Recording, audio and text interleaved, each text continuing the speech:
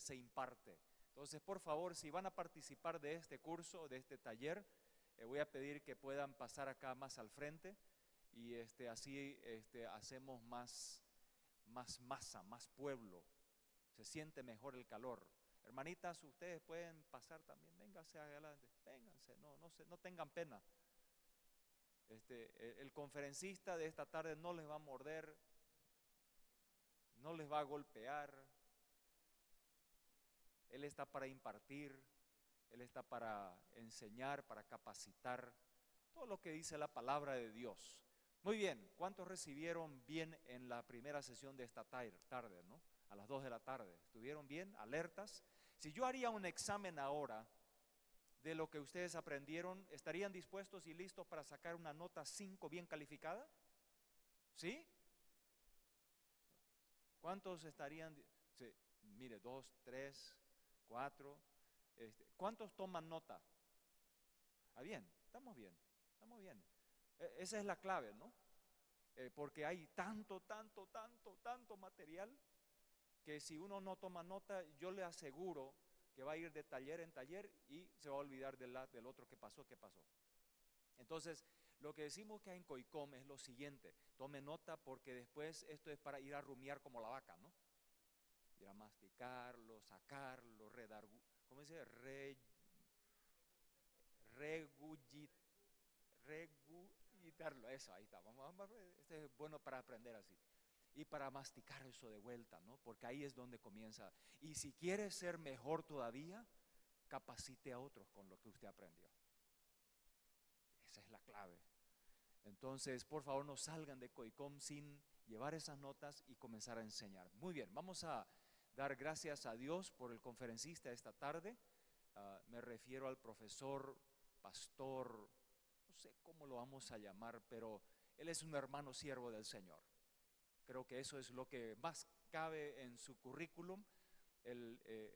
José González, él es un uruguayo, pero ya radicado hace muchísimos años en los Estados Unidos. Yo tuve la gracia y el regalo de Dios de conocerlo hace muchos años y compartí mucho tiempo ya con él. Él es un coicomero de pura cepa, lleva coicom en la sangre, más aún todavía Jesucristo en la sangre. Eso es lo que más importa. Entonces vamos a darle lugar para que él pueda compartir con nosotros, pero vamos a orar. José, ven, y vamos a orar y vamos a entregar este tiempo al Señor. Padre, venimos delante de ti esta tarde. Nos ponemos de acuerdo de que tú eres el autor y el consumador de la obra que has empezado con nosotros. Y ahora, Señor, venimos a proclamar y a declarar de que tú mejorarás, tú perfeccionarás, tú harás cosas mayores todavía con el conocimiento que tú nos quieres dar en esta tarde. Y Señor, ahora usa a José, Señor.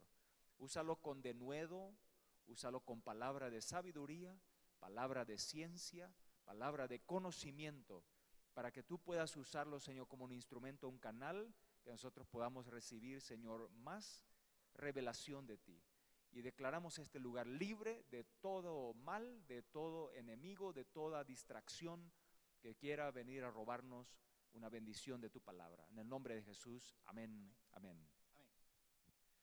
Bueno, aquí mientras los amigos del equipo técnico nos ayudan a preparar unas presentaciones para compartir con ustedes, les voy a decir de qué manera el Señor me ha preparado a mí para poder tener el atrevimiento de hablarles a ustedes sobre la familia y la educación. El tema de esta reunión es la influencia de la familia y la educación para la transformación. En cuanto a familia, yo he tenido 3 matrimonios, siempre con la misma persona, porque la primera vez que nos juntamos era como los animalitos, no era realmente un matrimonio. Pero después, rodando por ahí años después, sin conocer a Cristo, para nada, al contrario, vivimos en 8 comunas hippies diferentes, ella y yo. Ese fue nuestro primer matrimonio. De matrimonio no tenía nada. Luego nos casamos por el civil, porque un sacerdote nos habló y nos mostró que nos amábamos. Entonces al día siguiente pasamos por una ciudad cuya industria es cazar gente repentinamente, impulsivamente, Reno, Nevada, que vive de esa industria. Y luego cambiaron las cosas, dejamos de dejarnos continuamente, ser infieles, sino que entró un cierto orden a nuestra relación. Y por fin, el 8 de marzo de 1979, el Señor tuvo misericordia de nosotros y ambos recibimos al Señor gloriosamente juntos en un mismo evento, en un hotel. Y ese realmente es el único matrimonio que celebramos, porque el matrimonio cristiano es algo completamente diferente al matrimonio mundano. Y desde entonces hemos tenido un matrimonio de tres personas. Cristo y nosotros dos, Diana y yo, en Cristo.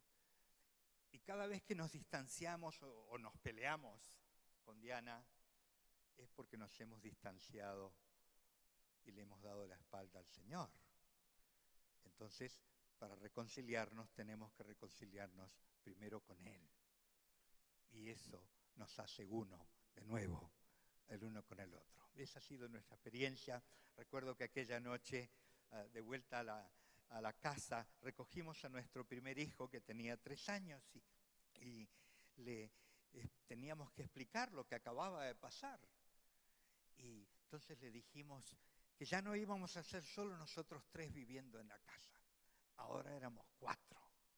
Y esa cuarta persona no se podía ver, pero era Jesús, que nos amaba infinitamente. Y todo lo que Jesús dijera, eso era lo que todos en esa casa íbamos a hacer. Así que ese fue el comienzo de nuestro nuevo matrimonio, el matrimonio en Cristo. Y esa noche, cuando nos fuimos a acostar, al cerrar la puerta de la recámara nos miramos el uno al otro y nos dimos cuenta al mismo tiempo, el mismo pensamiento. Ya no somos solo nosotros 2 en este cuarto. Ahora somos 3. Fue una experiencia muy radical nuestra conversión y lo sigue siendo hasta ahora, 35 años después. De ahí nos nacieron 4 hijos y 12 nietos hasta ahora. Y toda esa experiencia de las cosas mal hechas, pésimamente hechas y hechas a medias, y luego, por la gracia y la misericordia de Dios en Cristo, esa experiencia es la que me capacita para hablar a ustedes de la esfera de la familia.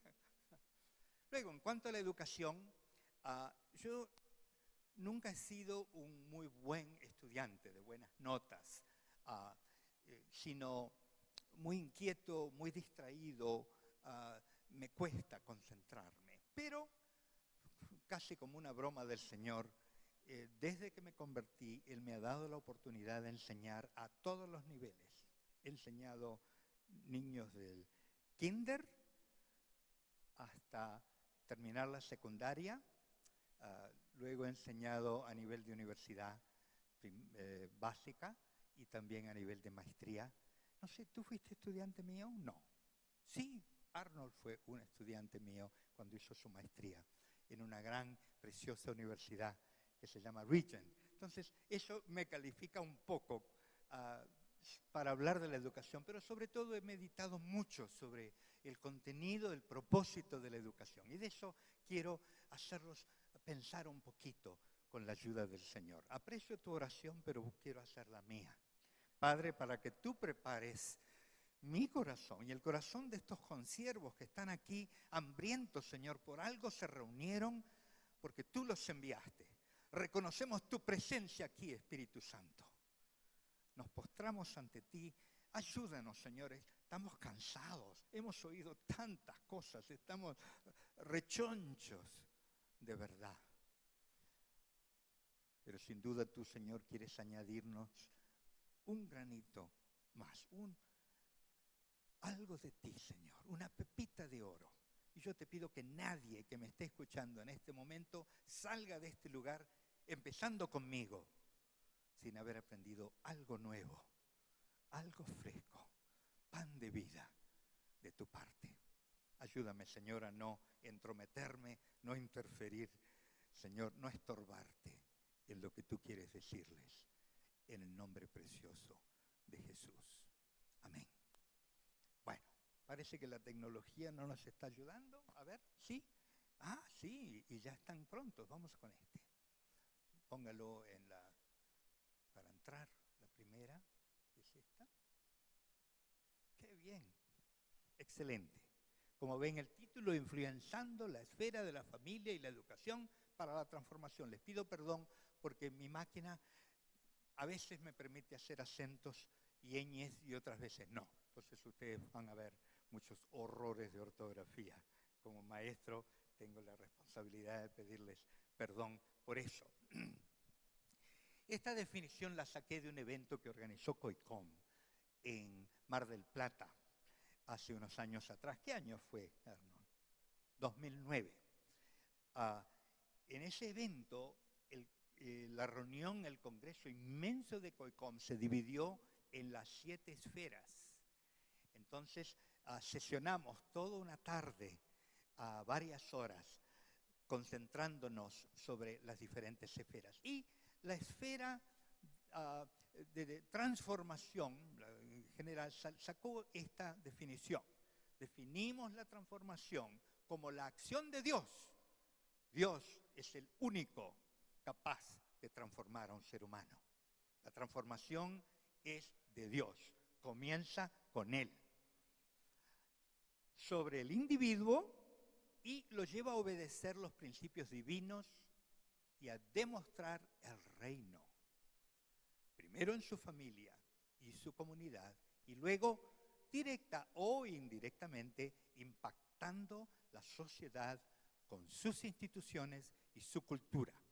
Hermanos, yo les puedo dar esta transparencia que van a ver ustedes toditas al que las quiera, solo tienen que darme su dirección de internet y yo se las mando. Y de esa manera no tienen que ocuparse en tomar notas, solo anoten lo que el Espíritu Santo les pregunte, les sugiera, les subraye. Eso es lo que hay que anotar, porque eso es para usted. El resto es para todos. Así que está a su disposición, no hay nada aquí que no compartamos. Hoy en día hablamos de las 7 esferas o montañas de transformación. Son esferas de influencia social sobre la sociedad. Y es una imagen que nos vino a través de 3 o 4 líderes muy destacados del siglo XX, 1975. Y estas esferas de influencia nos ayudan a visualizar y también a canalizar acción como cristianos en una dirección provechosa, coincidente con los planes y propósitos de Dios de bendecir la humanidad a través de sus hijos. Por ejemplo, dentro de 2 semanas voy a estar en mi propia patria, el Uruguay. Y voy a estar reunido con un pequeño grupo de líderes clave de la Iglesia del Uruguay por 2 días para visualizar juntos cuál es el resultado de la transformación del Uruguay. ¿Cómo será el Uruguay cuando el Señor haya hecho su obra allí? Y de ahí vamos a sacar un resumen de eso con la ayuda del Espíritu Santo y su dirección. Y luego, un par de días después, lo vamos a compartir con un grupo de líderes y profesionales que lo van a tomar en serio y utilizando las destrezas de su profesión van a comenzar un proceso de planificación, comenzando con un estudio de la realidad del Uruguay y luego un plan de cómo, empezando donde estamos, nos movemos y nos dirigimos hacia lo que Dios quiere. Eso lo vamos a hacer en las 7 esferas. Es una iniciativa de una compatriota que dirige la red de intercesores del Uruguay y de otros líderes junto con ella, a Cristina Mastrantono, que está aquí sentada en primera fila. Si ustedes quieren hacer algo parecido en su ciudad, en su estado, en su nación, pues podemos conversar después de esta charla. Tenemos que orientar nuestra acción a la transformación. Yo aquí voy a separarme un poquito del programa por explicar la diferencia entre dos palabras muy importantes de las cuales todos vamos a oír muchísimo en estos próximos años. Una es transformación, porque la palabra de Dios, como dice ahí, lo moldea todo.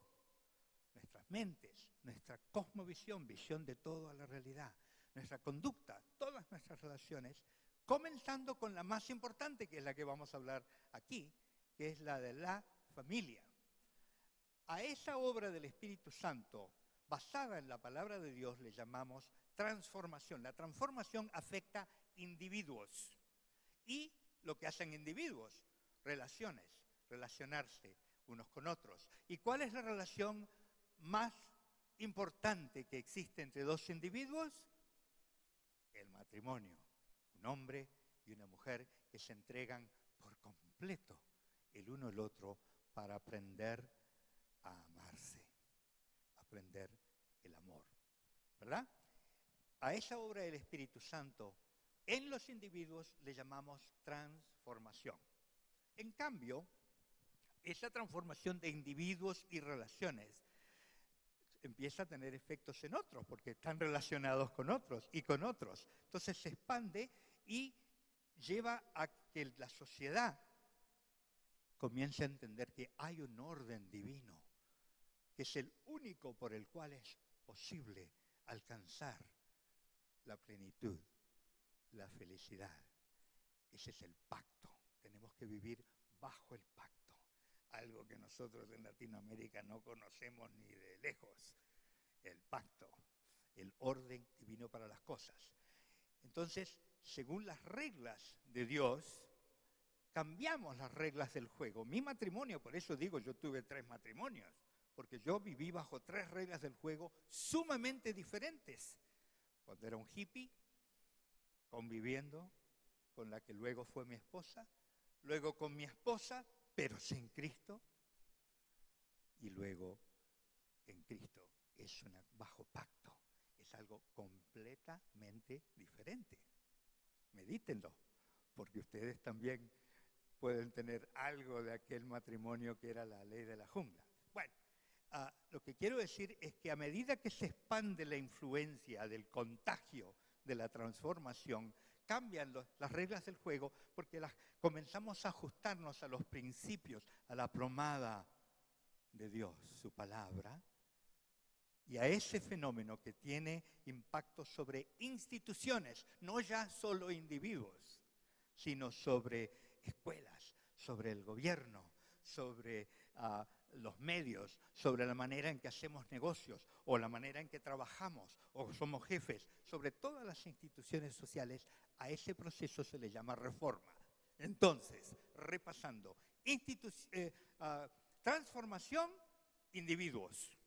El Espíritu Santo obrando directamente en los individuos y contagiando al uno al otro en sus relaciones. Reforma se refiere a los cambios que ocurren en las instituciones sociales, en la sociedad. Bueno, ¿qué es reformar? Según un viejo diccionario, escrito por un gran hombre de Dios, Noah Webster, el primer diccionario de la lengua norteamericana, la versión norteamericana del inglés, él definió a reformar así: es cambiar de algo peor a algo mejor. No se reforma para peor, se reforma para mejor, ¿verdad? Luego, enmendar, corregir, restaurar a un estado anterior bueno. Eso no es lo que pasamos aquí en América Latina. Necesitamos una reforma para ir de lo peor a lo mejor, para llevar de un mal a un buen estado. Eso es reformar. Ahora, la esfera de la familia. La familia es la piedra angular de la iglesia y también de la sociedad. Fíjese, la iglesia primaria, la célula más chiquita de la iglesia, es 2 o 3 reunidos en mi nombre. ¿Por qué?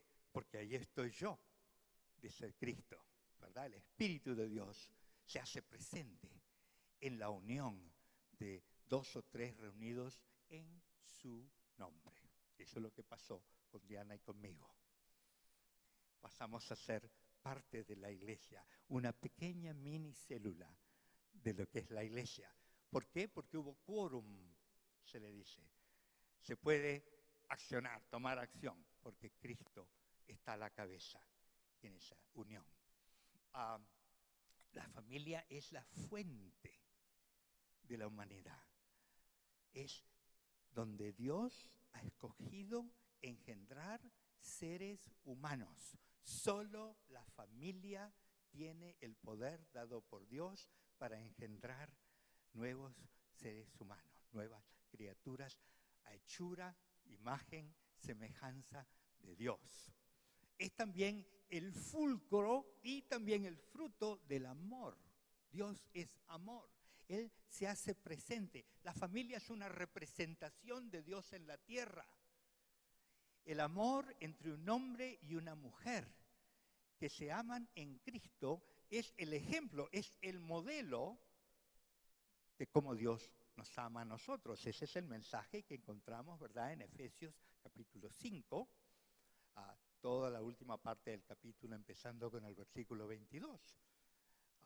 5 veces ahí el apóstol Pablo, el autor de la carta a los Efesios, nos recuerda que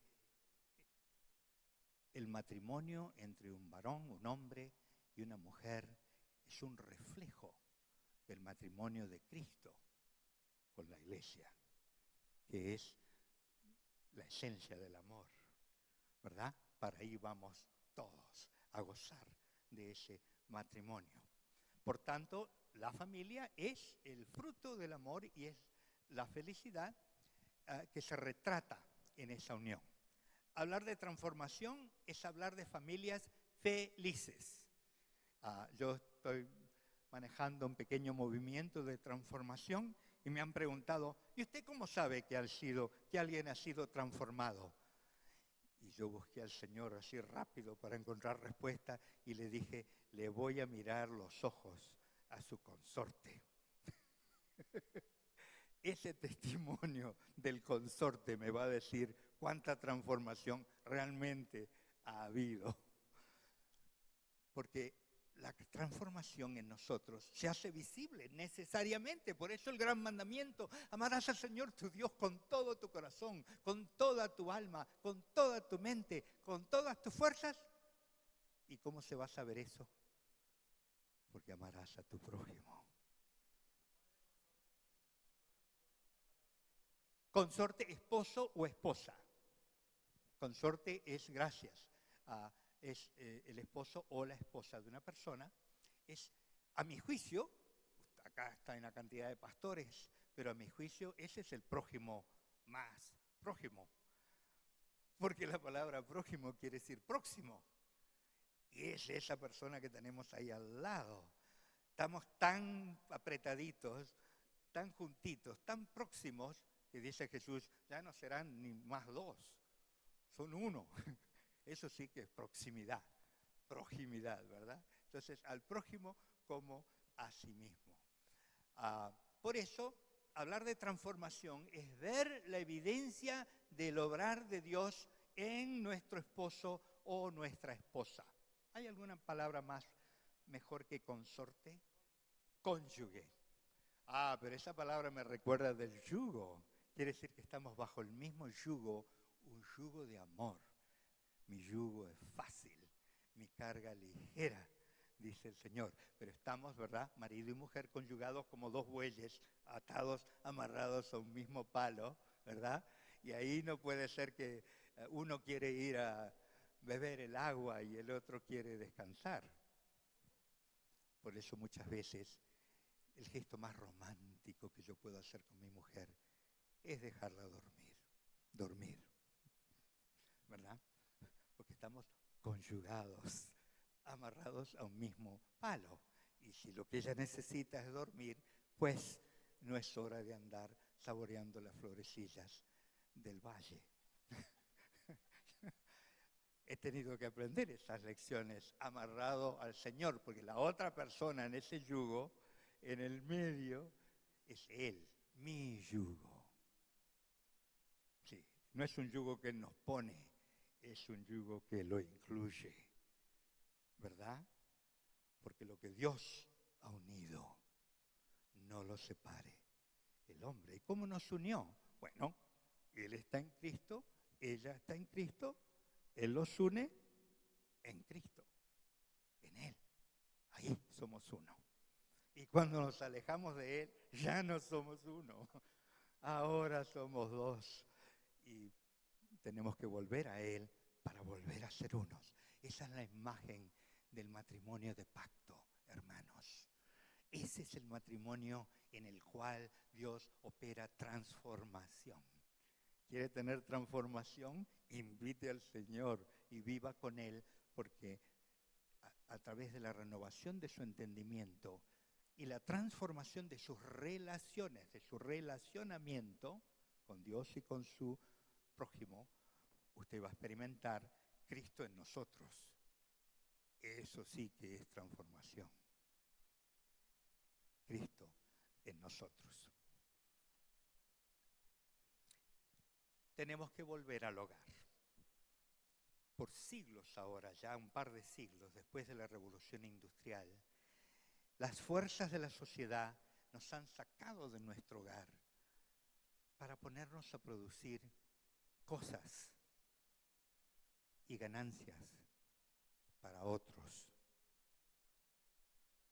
Hemos sacrificado la unión matrimonial y sacrificado el ámbito familiar en aras de tener cosas. El materialismo está matando a la familia. Es un gran enemigo. Tenemos que volver la prioridad de la familia. Porque si el mandamiento es el amor y el amor al prójimo, entonces lo primero que tenemos que hacer es hacer buenos matrimonios y criar buenas familias sanas. Esa es la prioridad. Es muchísimo más importante que lo que se nos vende a nosotros, por ejemplo, los varones en nuestra cultura, que es, se reduce nuestra obligación de padres a ser buenos proveedores.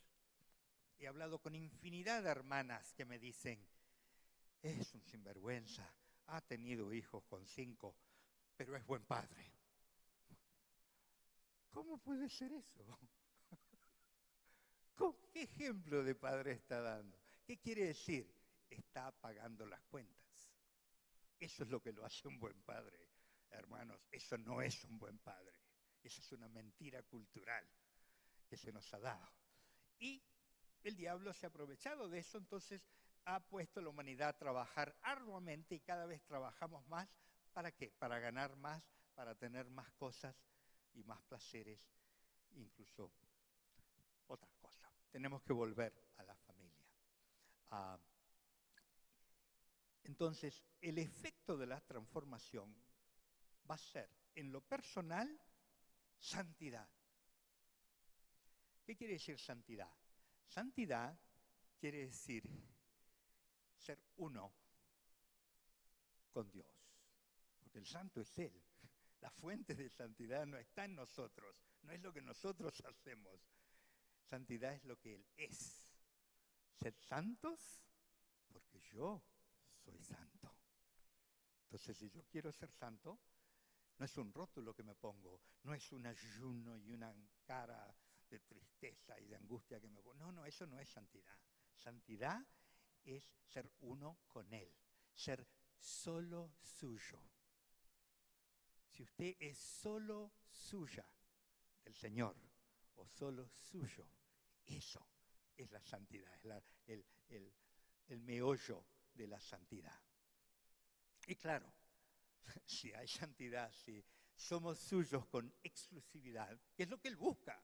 Toda esta historia, toda esta Biblia es sobre un matrimonio con Él, exclusivo. No hay otro marido para nosotros, sino Jesucristo. Entonces estamos ensayando, estamos en la escuela de la santidad y en la escuela del amor, y esa es la familia, primero, no solo la familia, la iglesia, por supuesto, también, pero hoy nos toca hablar de la familia, ¿verdad? Bueno, eso va a traer no solo santidad, sino también una abundancia de todos los frutos del Espíritu, como gozo, paz. El matrimonio de pacto se basa sobre esta idea que yo les ilustraba con mis 3 matrimonios. Es exclusivo. El matrimonio es su primer ministerio. Usted es un ministro. Si está casado, es ministro. ¿Ministro de qué? Ministro de mi matrimonio. Y es el ministerio más importante. ¿Por qué? Porque es exclusivo. No hay otra esposa para ti, Jorge, que Mary. Esa es la única. Y tú eres el único marido que Dios ha autorizado para esa mujer. Entonces es un ministerio exclusivo. Nadie más puede meterse ahí, ustedes 2, en el matrimonio, ¿verdad? Pero además de ser exclusivo, es fecundo. ¿Por qué? Porque produce fruto, produce hijos. Yo tuve 4, ahora ellos tienen otros, un total de 12. Es fecundo, crea vidas, es poderoso y sobre todo el matrimonio de pacto, el matrimonio cristiano como debe de ser, tiene como prioridad la gloria de Dios. Eso lo empezamos a entender el lunes después que nos convertimos. Nos dimos cuenta que no importaba lo que pensaba Diana, no importaba lo que yo quería. Teníamos que empezar a leer la Biblia para ver qué quería Jesús. Porque Él era ahora nuestro dueño, nuestro Señor, nuestro Rey, y lo que importa es Él. Buscad ante todo, ¿qué es lo principal para el Señor? El reino de Dios y su justicia, su rectitud, sus reglas, su pacto.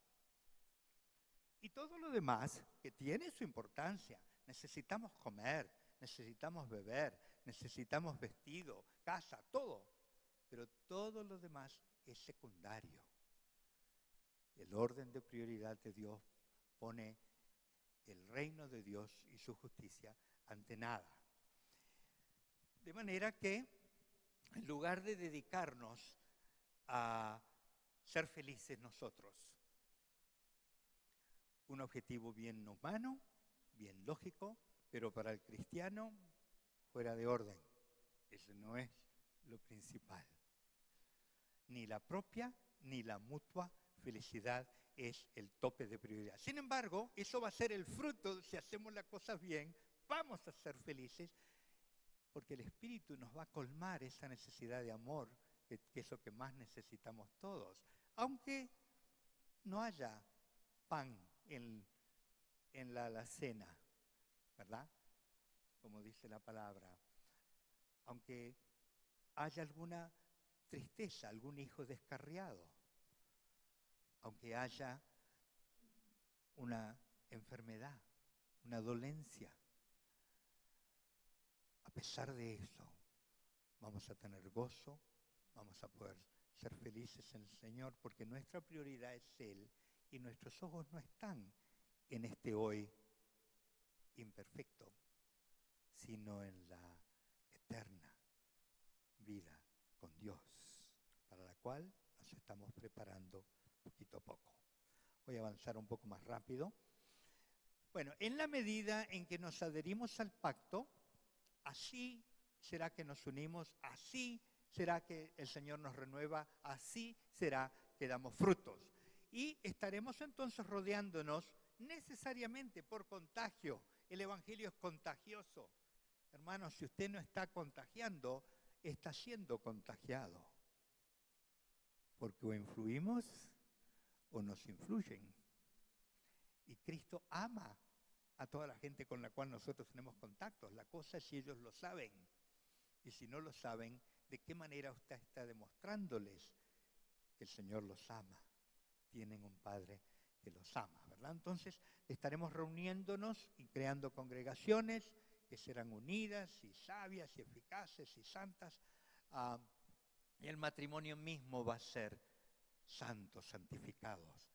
A mí me apena pensar de que muchos matrimonios cristianos no se diferencian de los vecinos que no conocen a Cristo. Algo anda mal.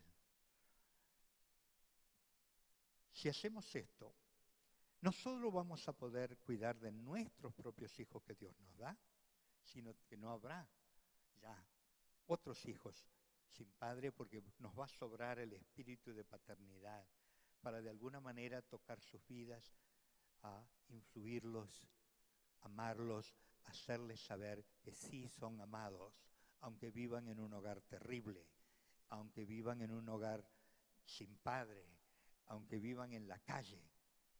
Nosotros tenemos la misión de hacerles saber que son amados, que tienen padre, no solo nuestros hijos, sino todos. Voy a saltear una definición de educación, porque quiero hablar ahora de la educación, y se incluye toda la instrucción y disciplina destinada a iluminar el entendimiento, pero no solo eso, a corregir el temperamento, a disciplinar, y a formar los modales y hábitos de los jóvenes. ¿Para qué? Para que puedan ser útiles en su generación. Ese es el propósito de la educación. No solo incluye la información de la mente, incluye la formación del carácter. Lamentablemente, yo creo que muchas veces el problema no es tanto lo malo que nos enseñan otros, sino lo bueno que nosotros, sobre todo con el ejemplo, no enseñamos a nuestros hijos y a los hijos de los demás. Pero, la verdad, Jesús debe penetrar, influir y reinar sobre toda educación. Es una mentira enseñar a niños como que no hay Dios. Es un engaño trágico que está dando trágicas consecuencias en toda la tierra, donde a partir de la Revolución Francesa se le quitaron las escuelas a la iglesia y se las apropió el Estado. Y allí, poco a poco, en las naciones de la tierra se ha esparcido esta idea de una educación atea, sin Dios. Se le llama laica. Es una grave mentira que se le hace a la niñez de las naciones. Porque enseñar es una tarea sagrada. No dice la palabra que el Espíritu Santo será nuestro guía y Él nos enseñará toda verdad.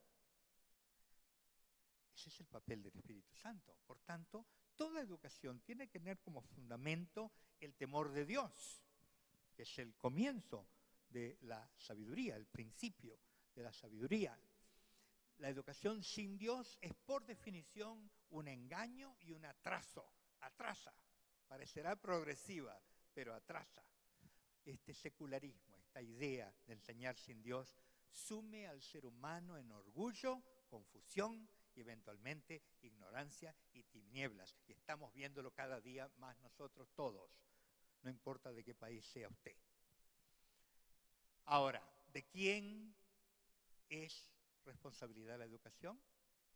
¿A quién le dio Dios los hijos? A sus padres. Entonces los padres definitivamente son los principales responsables de la educación que reciben sus hijos, tanto la instrucción de su intelecto como la formación de su carácter. Es una responsabilidad ineludible porque Dios nos la encomendó. Por lo tanto, nosotros como padres tenemos que vigilar atentamente lo que aprenden nuestros hijos, lo que se le enseñan a nuestros hijos e incluso a los hijos de los demás, porque Dios nos va a pedir cuentas de eso.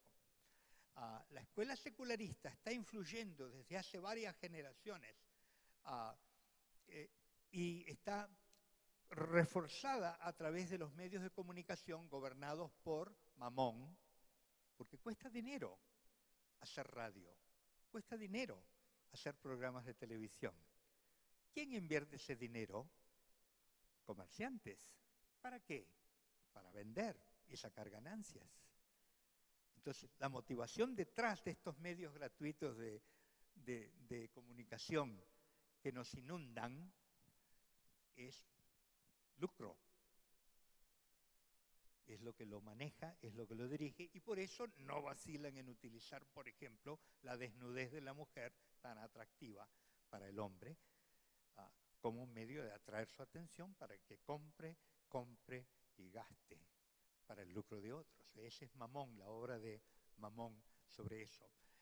Y claro, hoy en día hay otros nuevos medios, como el Internet. Ustedes conocen eso, no necesito extenderme, pero tenemos que vigilar lo que se le enseña a nuestros hijos, sea en la escuela, sea en el Internet, sea en la televisión, y capacitarlos para que puedan distinguir lo bueno de lo malo, lo recto de lo injusto. En esta esfera de la educación, nosotros los cristianos, hijos de Dios, tenemos que devolver la escuela, y no solo a la escuela, sino a los maestros de la escuela, que son los ministros que ministran, los diáconos que sirven en esa profesión, el honor y la nobleza de su llamado, porque el secularismo los redujo a distribuidores de conocimientos.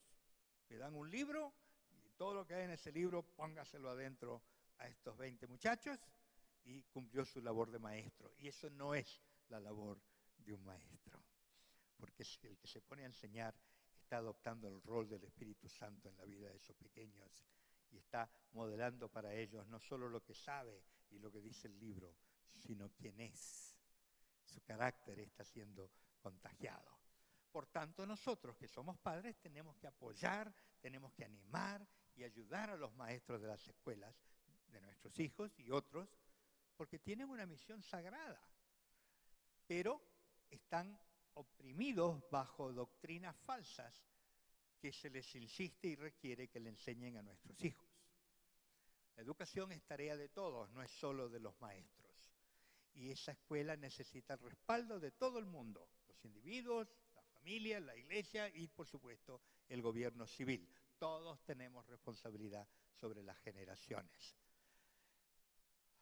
Todos los niños son nuestros. No es suficiente, hermanos, que ustedes como pastores se aseguren de que haya buena instrucción para los hijos de su iglesia. Capaciten a los padres, cuya responsabilidad es darles la sana instrucción a sus hijos. Pero tienen que pensar en todos los hijos de su ciudad. Cuando en Puerto Rico hicimos una encuesta, una investigación sobre el estado de la niñez puertorriqueña y luego lo dividimos por municipalidades y nos juntamos con los pastores para decirles cuántos niños en su municipalidad no tienen suficiente de comer, cuántos niños han sido sexualmente abusados en el último año, cuántos niños nacen en su municipalidad.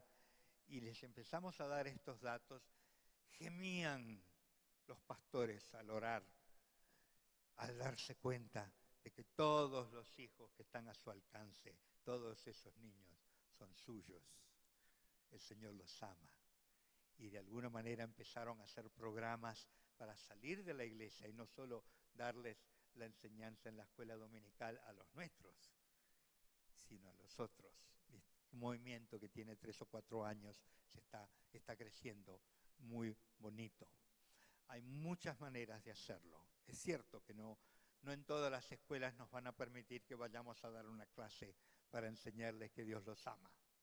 Pero nada impide que puedan venir a un lugar, sea en la misma escuela, en la iglesia o en un hogar, a escuchar esas cosas. Por ejemplo, hacer los deberes, ayudarlos con sus deberes y en esa manera mostrarles el amor de Dios y irlos influyendo con la verdad de Dios. Hay escuelas de verano, hay una cantidad de estrategias de transformación por las cuales la familia, usando la educación, puede influir en la transformación de su localidad, de su gente. Si usted está dispuesto, el Señor le dará las ideas creativas, le dará las estrategias, le dará los voluntarios, le dará todos los recursos para que usted se encargue de sus hijos. Falta en nosotros que no nos echemos atrás por comodidad, o por temor, o por ignorancia. Y quiero hablar de la universidad, porque la universidad es la escuela en la que se forman los líderes de la sociedad. también los líderes de la iglesia. He notado que todos los pastores de las grandes iglesias hoy en día en Latinoamérica son todos egresados universitarios. No era antes así, pero ahora sí lo es. Esas mega iglesias que existen, ustedes tienen algunas docenas aquí en Colombia, todos esos son profesionales que aprendieron herramientas profesionales y las emplean ahora a favor del evangelio y de la labor pastoral. Pero no solo la iglesia necesita líderes formados en universidades, la sociedad necesita buenos, excelentes cristianos que sean los mejores investigadores, los mejores científicos, los mejores dentistas, los mejores cirujanos, los mejores inventores. Deben de ser cristianos. ¿Por qué? Porque se esforzaron para prepararse para servir a Dios en el oficio, en la profesión en que Dios los llamó, en la esfera a la cual los llamó. Eso quiere decir que todos debemos esforzarnos de estudiar al máximo que podamos.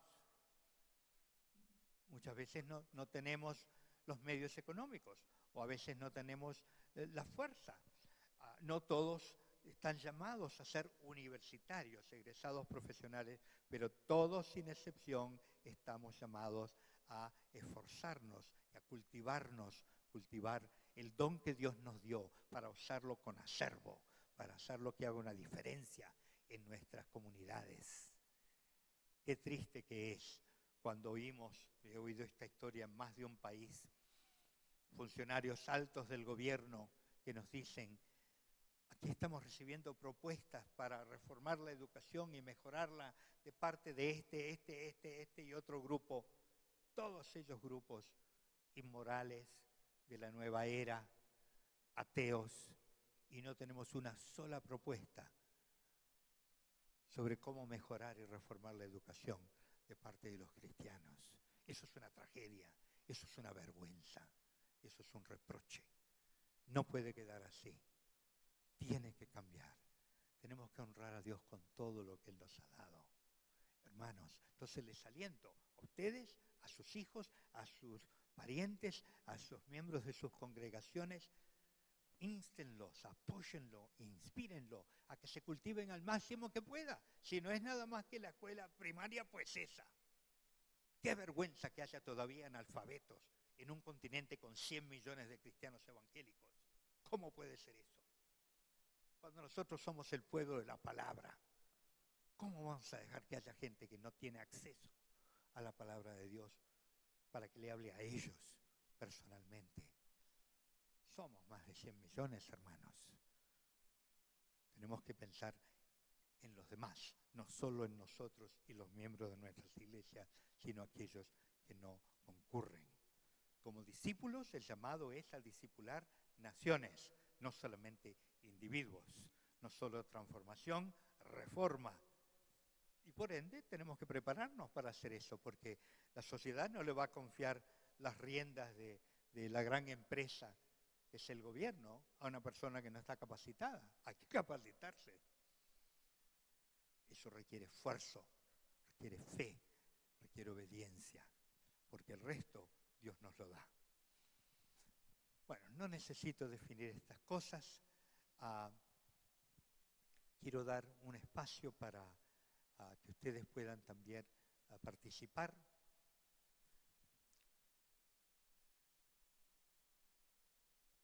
Voy a saltar esto porque quiero hablarles de otra cosa. Este punto lo hice, aquí también, aquí también. Déjenme hablarles del corazón sobre lo que he venido meditando en estos últimos 20 o 30 años de ministerio. Y es que la grave carencia de nuestra sociedad latinoamericana es carencia de paternidad.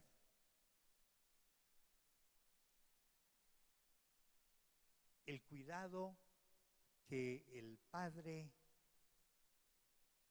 provee a sus hijos es su protección, es su provisión, es su guardia. Y desgraciadamente nuestra sociedad fue mal fundada. Me atrevo a decirlo. Un estudio se publicó la semana pasada, un estudio científico riguroso, la revista National Geographic lo publicó, fue hecho por un equipo de científicos. Estudiaron la genética del pueblo puertorriqueño que vive en la isla actualmente y descubrieron varias cosas interesantes.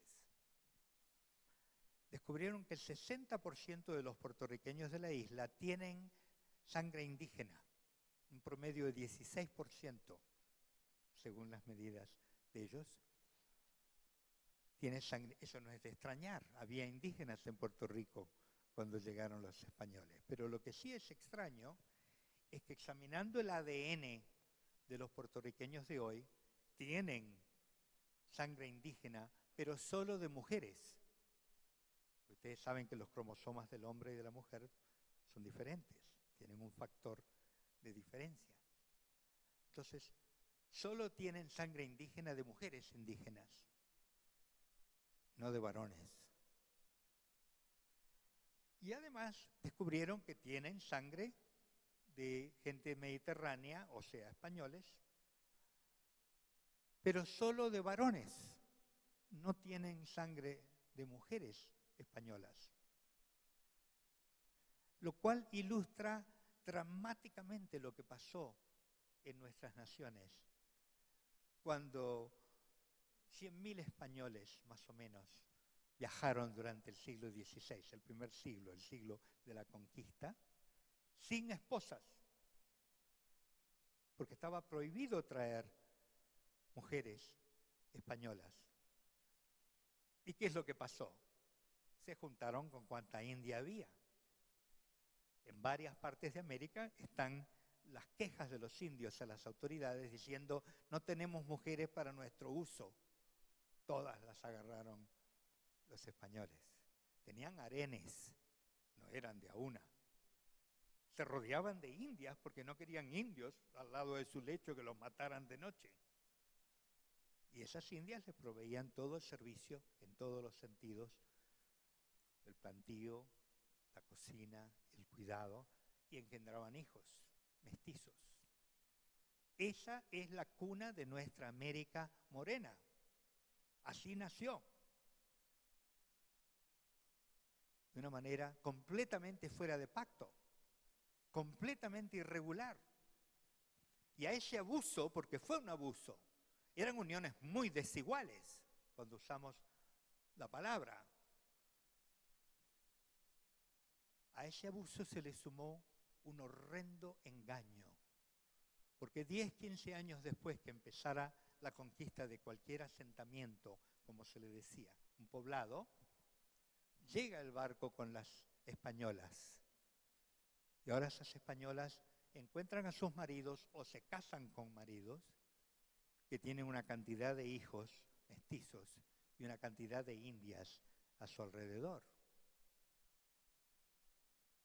Y ellas vienen a presidir sobre ese hogar. Ellas son las doñas, las dueñas, pero no totalmente dueñas de todo lo que ha venido pasando y va a continuar pasando. Entonces se establece una familia donde la apariencia, el decoro, es lo que vale, la apariencia social, mientras que la realidad subyacente, subterránea, es muy otra. Ese, querámoslo o no, sepámoslo o no, es el hogar cuna de Latinoamérica. Hace 5 años, el presidente Ramón Arias de Costa Rica, un gran estadista, un hombre que fue presidente 2 veces de su país, con 20 años de diferencia. Hizo su presidencia tan bien la primera vez que le dieron el Premio Nobel de la Paz por haber hecho una buena obra de pacificación en su primer mandato presidencial. cada año los presidentes y cabezas de Estado de las 34 naciones americanas se reúnen por 2 días a escuchar discursos que todos ellos hacen de 20 minutos cada uno. Entonces, en el año 2009, era la última reunión, el último año del segundo periodo presidencial de este gran estadista, el presidente Arias. Y su discurso lo tituló así, dijo: algo hicimos mal. Imagínense, ante las cabezas de Estado de 33 naciones, les da un bofetazo a todos nosotros y dice: algo hicimos mal. Y empieza a explicar, dice: cuando nacimos, estas repúblicas en las Américas, estábamos parejos con Estados Unidos. Y mírenos ahora. Dice, y hace 100 años atrás, hace otra comparación. Y luego dice, hace 50 años, Corea era un país atrasado de campesinos y ahora es la 8ª potencia mundial. Y mírenos a nosotros. Algo hicimos mal. Y entonces dice, nuestros padres fundadores no trajeron la Biblia. Muy cierto. Nuestros padres fundadores trajeron un desorden moral escandaloso para un pueblo cristiano. Y sembraron un hogar fuera de pacto, sin reglas, irregular, que dio origen a una sociedad igualita, porque así como sea el hogar, así va a ser la sociedad. Por eso es tan urgente, tan imperioso, que nosotros, el pueblo de Dios, esos 100 y poco de millones de evangélicos que tenemos en nuestra América Latina, captemos la importancia del pacto y nos pongamos a vivir nuestras vidas, nuestros matrimonios, nuestras familias y la formación de nuestros hijos en base a la palabra de Dios. Necesitamos urgentemente hacer esa transformación. ¿Y saben qué? Viene. El Espíritu dice, viene la transformación. Nos está inquietando a todos los líderes con los que yo hablo, están hablando, ¿por qué no hay transformación? ¿Cómo es que somos tantos y no estamos transformados? Entonces estamos empezando a hacer reuniones para examinarnos a nosotros mismos y entendiendo que en 1492 se sembró el anuncio del Evangelio, pero fue incompleto, porque no venía con la palabra de Dios. Entonces era improvisado,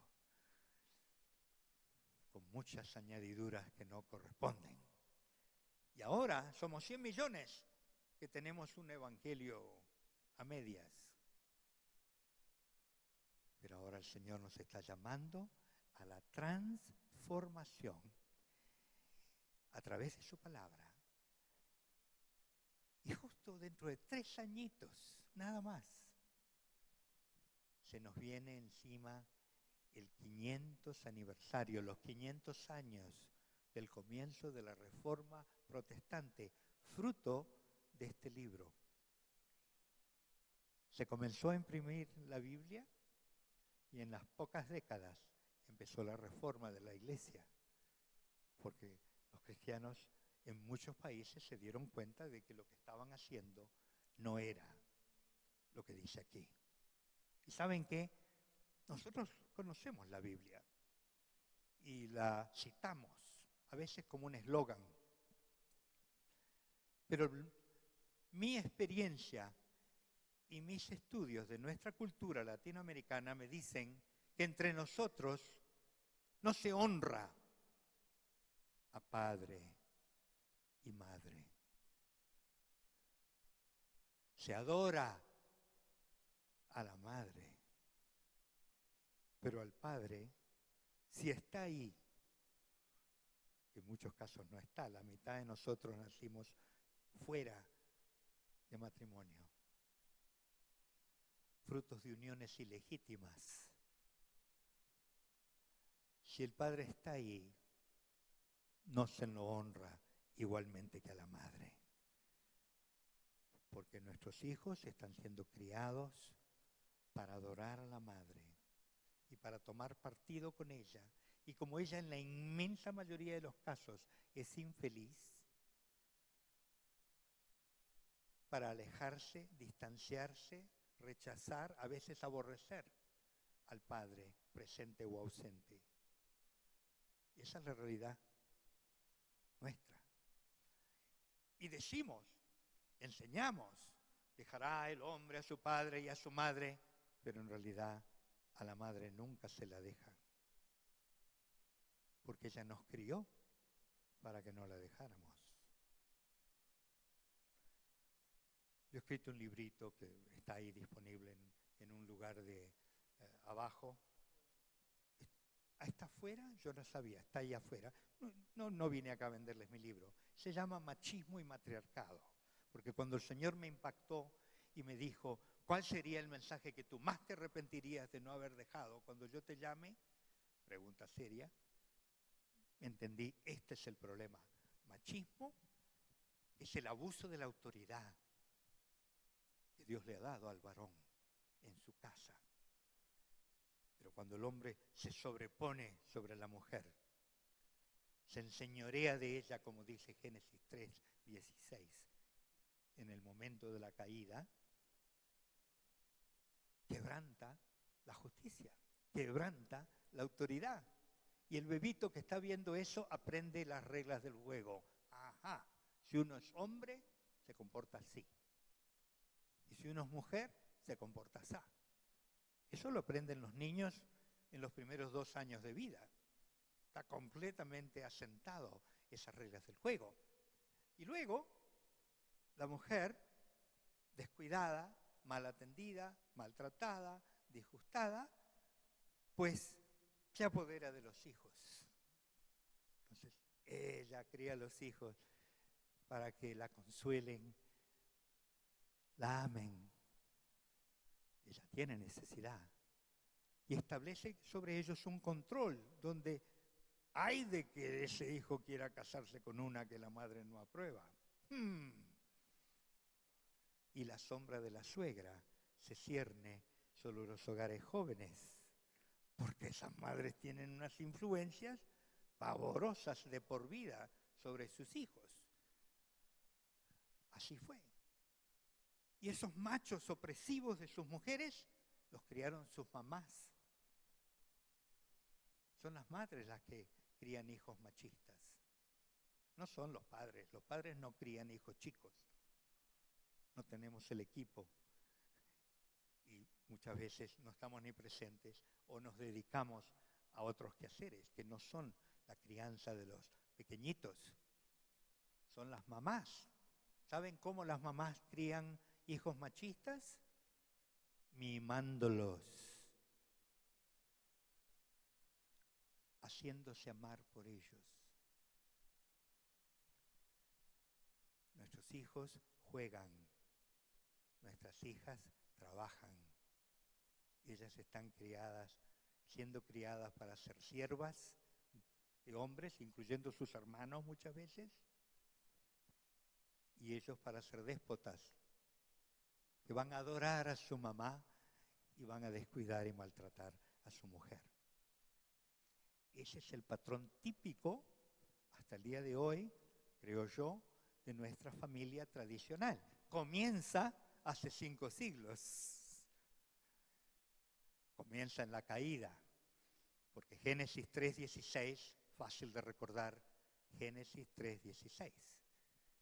Jehová Dios le anuncia a Adán y Eva el resultado, la consecuencia de su desobediencia, el pecado, y le dice, tu deseo será para tu marido, y él se enseñoreará de ti. Yo no entendía eso cuando me convertí a los 33 años. Yo pensaba, pero mi mujer no me anda atrás deseándome todo el tiempo. ¿Cómo puede ser? Porque yo pensaba que era un deseo erótico. Pero luego un teólogo que estudió esas cosas me ilustró y me dijo, no, mira, para entender ese versículo 3:16, tienes que entender las mismas palabras exactas que Dios usa en el próximo capítulo, capítulo 4, versículo 7, donde le está hablando a Caín, el primer hijo de Adán y Eva, y le dice, el pecado está a la puerta, su deseo es a ti. No es deseo erótico lo que el pecado quiere con Caín, quiere hacerlo caer, quiere dominarlo, quiere controlarlo. Dice, pero tú te enseñorearás de él. Entonces, el patrón pecaminoso del matrimonio en nuestra carne, hermanos míos, nuestra carne, si somos varones, quiere adueñarse de la mujer, la nuestra y la que se pueda. Y el patrón pecaminoso de la mujer es hacer que él haga lo que ella quiere. Y tiene poderosísimas herramientas para poner en juego para que eso pase. Porque desde niña ha aprendido a utilizar su atractivo, su gracia. ¿Ve? La jovencita enamorada, ella ve que él tiene sus defectos, pero ella piensa, yo lo voy a cambiar. ¿Ve? Ya tiene un programa en mente. Mi amor lo va a cambiar. Ajá. ¿Se dan cuenta? Empieza inocentemente, pero es una repetición del patrón que Dios le dijo a Adán y a Eva que iba a hacer. La consecuencia del pecado en el matrimonio no es ese pacto, esa unión preciosa que yo descubrí desde el año 79 y ahí trabajamos ella y yo para no escaparnos del Señor y volver a esa unidad como marido y mujer. No, no es esa. La consecuencia es una lucha por el poder. Exactamente lo que aspiró Satanás, la serpiente, en la rebelión. Pondré mi trono por encima de las estrellas de Dios y seré como el Altísimo. Aspiró al poder. Bueno, los que le obedecieron a Adán y Eva recibieron el mismo espíritu y aspiran al poder. Él para usarla y hacerse sus gustos y ella para que él le haga los suyos. Y esa es, humanamente hablando, la situación del varón y la mujer en el matrimonio. La palabra de Dios, creída, vivida, nos transforma. No como un eslogan solamente, sino tomándola en serio, tomándola a pecho y dándole cancha, decimos en mi país, al Espíritu Santo para que obre en nosotros. Y esa es la oración que yo quisiera hacer ahora con ustedes.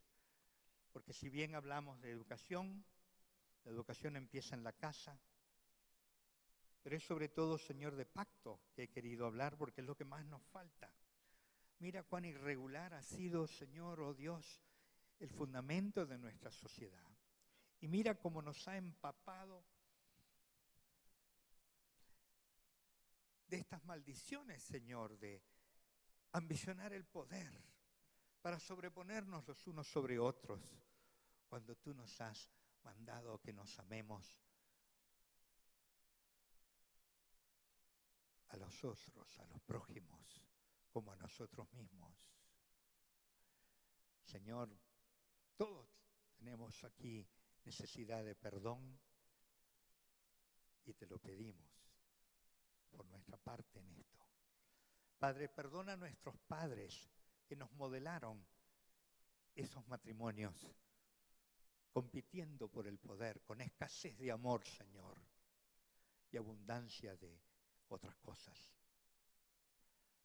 Perdónanos a nosotros por ser malos hijos, malos consortes, esposos, esposas, malos padres incluso, Señor, dando un ejemplo escandaloso ante los pequeños que tú nos hayas dado hasta el día de hoy. Pero Padre, tu palabra da esperanza, porque dice que donde el pecado abundó, y ciertamente en nuestra América, Señor, desde el primer día, el pecado abundó, la gracia, tu costosa gracia, que le costó la vida a Jesucristo, tu Hijo. Esa gracia sobreabundó. Y hoy, Señor, tenemos la palabra. Hoy, Señor, somos más de 100 millones los que hemos creído en ti dentro de la iglesia evangélica, quién sabe cuántos otros dentro de la iglesia histórica. Y ahora necesitamos, Señor, que tú nos lleves a la transformación, a ese impacto de tu Espíritu en nosotros como individuos, que nos transforma a nosotros y transformará nuestras relaciones, empezando con la más importante, el prójimo más prójimo a nosotros. Enséñanos, Señor, enséñanos tu palabra, danos líderes que no tengan miedo de decir la verdad en las iglesias y en cada una de las instituciones de nuestra sociedad. Haznos líderes como esos a nosotros y haz a nuestros hijos, hombres, mujeres, en pos de ti, para que verdaderamente puedas no solo celebrar nosotros dentro de 3 años una reforma histórica de hace 500 años, sino que podamos, Señor, prepararnos, capacitarnos y ser instrumentos tuyos en la transformación personal y en la reforma de la familia, de la iglesia y del Estado. Instituciones santas, cada una de ellas que ordenan tu sociedad. En el nombre precioso de Jesús. Amén.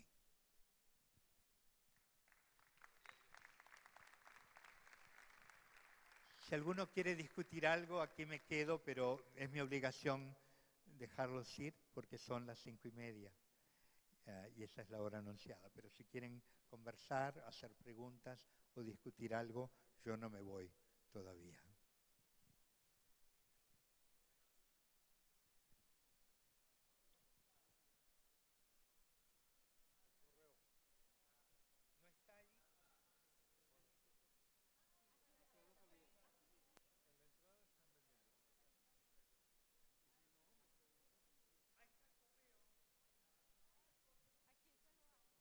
El correo es jose@semilla.org. José